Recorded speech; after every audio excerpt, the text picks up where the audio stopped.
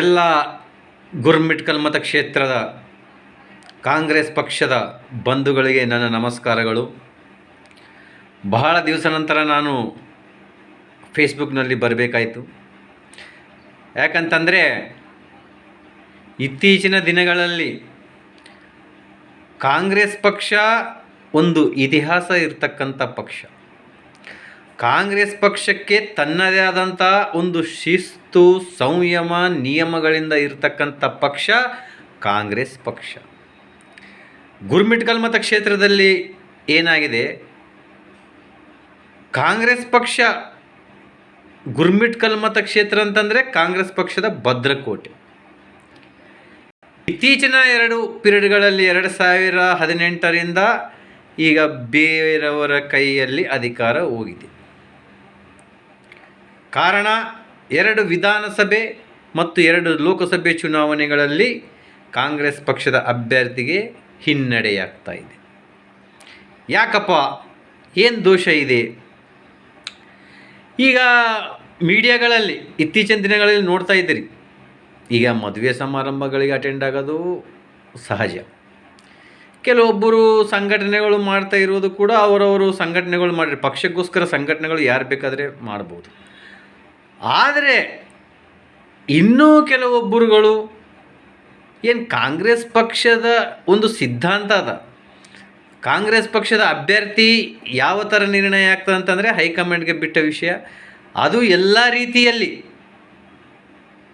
ಕಾಂಗ್ರೆಸ್ ಪಕ್ಷದ ಅಭ್ಯರ್ಥಿಯನ್ನು ಆಯ್ಕೆ ಮಾಡಬೇಕಂತಂದರೆ ಸಂಘಟನೆ ನೋಡ್ತಾರೆ, ತಾಳ್ಮೆ ಶಕ್ತಿ ನೋಡ್ತಾರೆ, ಅವ್ರದ್ದು ಜನರ ಜೊತೆ ಇರತಕ್ಕಂಥ ಸಂಪರ್ಕವನ್ನು, ಇನ್ನೂ ಅನೇಕ. ಈಗ ಏನಾಗ್ಬಿಟ್ಟದ, ಕಾಂಗ್ರೆಸ್ ಪಕ್ಷದ ಟಿಕೆಟ್ ಅಂತಂದರೆ ನಮ್ಮ ಗುರ್ಮಿಟ್ಕಲ್ ಮತಕ್ಷೇತ್ರದಲ್ಲಿ ಬಸ್ ಟಿಕೆಟ್ ಆಗ್ಯದ. ಯಾರು ನೋಡಿದರೆ ಕಾಂಗ್ರೆಸ್ ಪಕ್ಷದ ಅಭ್ಯರ್ಥಿ ನಾನು. ನೋಡಿ, ಒಂದು ವಿಷಯ ಹೇಳ್ತೀನಿ, ಎಲ್ಲ ಕಾಂಗ್ರೆಸ್ ಪಕ್ಷದ ಹಿರಿಯರಿಗೆ, ಯುವಕರಿಗೆ, ಕಾಂಗ್ರೆಸ್ ಪಕ್ಷದ ಇಡೀ ಗುರ್ಮಿಟ್ಕಲ್ ಮತಕ್ಷೇತ್ರದಲ್ಲಿ ಇರ್ತಕ್ಕಂಥ ಕಾಂಗ್ರೆಸ್ ಪಕ್ಷದ ಕಾರ್ಯಕರ್ತರು 70ರಿಂದ 80 ಸಾವಿರ ಏನಿದಾರಲ್ಲ, ಪ್ರತಿಯೊಬ್ಬ ಕಾಂಗ್ರೆಸ್ ಪಕ್ಷದ ಕಾರ್ಯಕರ್ತ ಕೂಡ ಕಾಂಗ್ರೆಸ್ ಪಕ್ಷದ ಅಭ್ಯರ್ಥಿನೇ.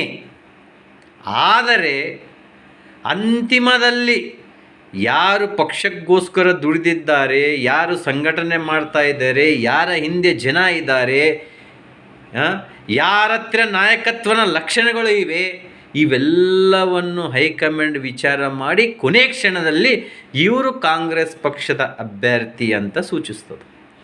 ಸಂಘಟನೆ ಮಾಡಬೇಕು. ಮೊದಲು ನಾವು ಇದನ್ನು ಅಂಡರ್ಸ್ಟ್ಯಾಂಡ್ ಮಾಡ್ಕೋಬೇಕು, 4 ಚುನಾವಣೆಗಳಲ್ಲಿ ನಮ್ಮ ಪಕ್ಷ ಹಿನ್ನಡೆ ಯಾಕಾಗಿದೆ.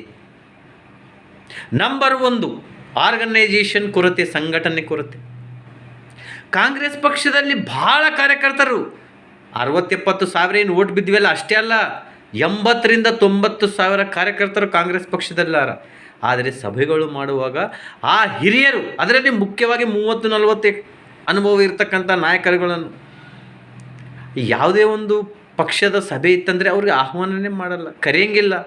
ಹಾಗಾಗಿ ಕೆಲವೊಬ್ಬರು ಮುಸ್ಕುಕೊಂಡು ಕುಂತಾರ, ಇನ್ನೂ ಕೆಲವೊಬ್ಬರಿಗೆ ಮೂಲೆ ಗುಂಪು ಮಾಡಿ ಕುಂದಿರ್ಸ್ಯಾರ, ಇನ್ನೂ ಕೆಲವೊಬ್ಬರಿಗೆ ಕೇಳ್ತಾನೆ ಇಲ್ಲ, ಕೇರೇನು ಮಾಡ್ತಾನೆ ಇಲ್ಲ. ಅವ್ರಿಗೆ ಮನಸ್ಸಿನಾಗ ಭಾಳ ಅದ, ಹಿರಿಯರಿಗಿರಲಿ ಯುವಕರಿಗಿರಲಿ, ನಾನು ಕಾಂಗ್ರೆಸ್ ಪಕ್ಷಕ್ಕೋಸ್ಕರ ಕೆಲಸ ಮಾಡಬೇಕು, ಪಕ್ಷದ ನಾನು ಒಂದು ನಿಷ್ಠಾವಂತ ಕಾರ್ಯಕರ್ತ, ನಾವು ಒಂದು ಪಕ್ಷದ ಅಭ್ಯರ್ಥಿಯನ್ನು ತರಬೇಕು ಅಂತ. ಆದರೆ ಇಲ್ಲಿ ಕೊರತೆ ಏನಿದೆ, ಸಂಘಟನೆ ಕೊರತೆ.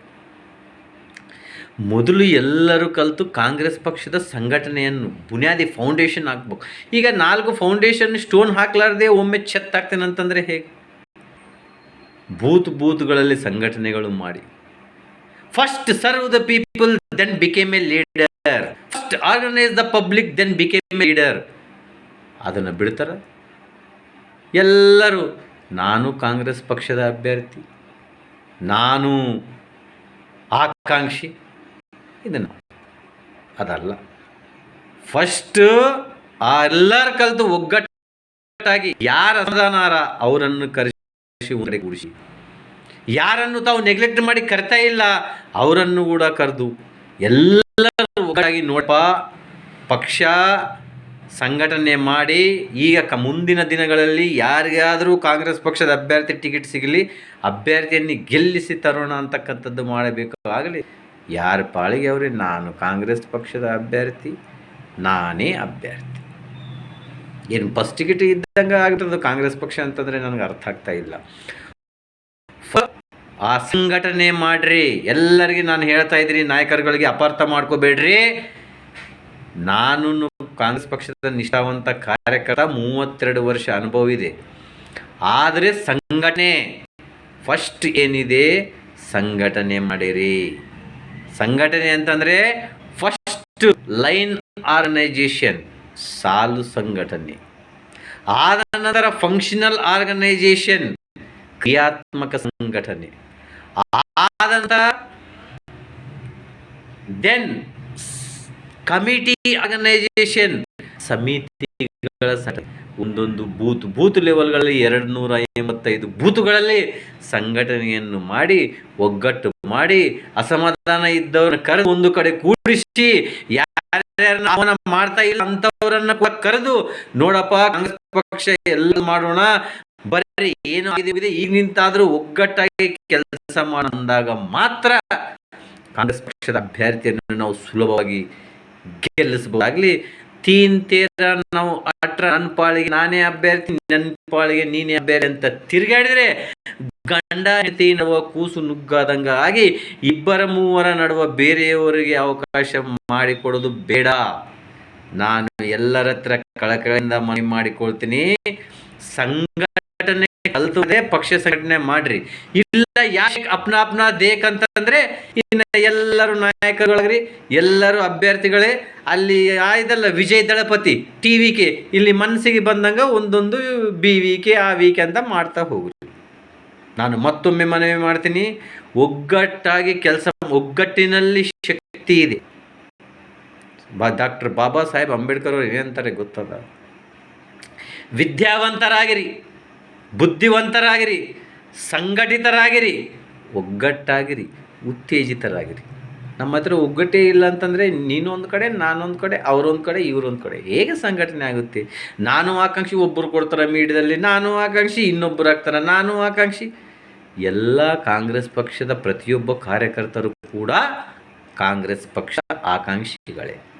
ಆದರೆ ಅಭ್ಯರ್ಥಿ ಫೈನಲ್ ಆಗೋದು ನಾ ಹೇಳಿನಲ್ಲ, ಅವರವರ ನಡವಳಿಕೆ ಮೇಲೆ, ಅವರವರ ಅನುಭವದ ಮೇಲೆ, ಅವರವರ ಸೀನಿಯರಿಟಿ ಮೇಲೆ, ಅವರವರ ಜನರ ಜೊತೆಗೆ ಇರ್ತಕ್ಕಂಥ ಸಂಪರ್ಕದ ಮೇಲೆ, ಮತ್ತು ಎಲ್ಲ ಥರ್ಡ್ ಅಂಪೈರ್ ಪಬ್ಲಿಕ್ ಜನರು ಯಾರಿಗೆ ತೀರ್ಮಾನ ಮಾಡ್ತಾರೆ ಇವರು ಸೂಕ್ತ ಅಭ್ಯರ್ಥಿ ಎಲ್ಲ ಸರ್ವೆ ಮಾಡಿ ಹೈಕಮಾಂಡ್ ನಾಯಕರು ನಿರ್ಣಯ ಮಾಡ್ತಾರಾಗಲಿ. ನಮಗೆ ಮನಸ್ಸಿಗೆ ಬಂದಂಗೆ ನಾನು ಅಭ್ಯರ್ಥಿ ನೀನು ಅಭ್ಯರ್ಥಿ ಅಂತ ದಯಮಾಡಿ ಒಗ್ಗಟ್ಟಾಗಿ ಮಾಡಿದರೆ ಸಂಘಟನೆ ಆಗುತ್ತೆ.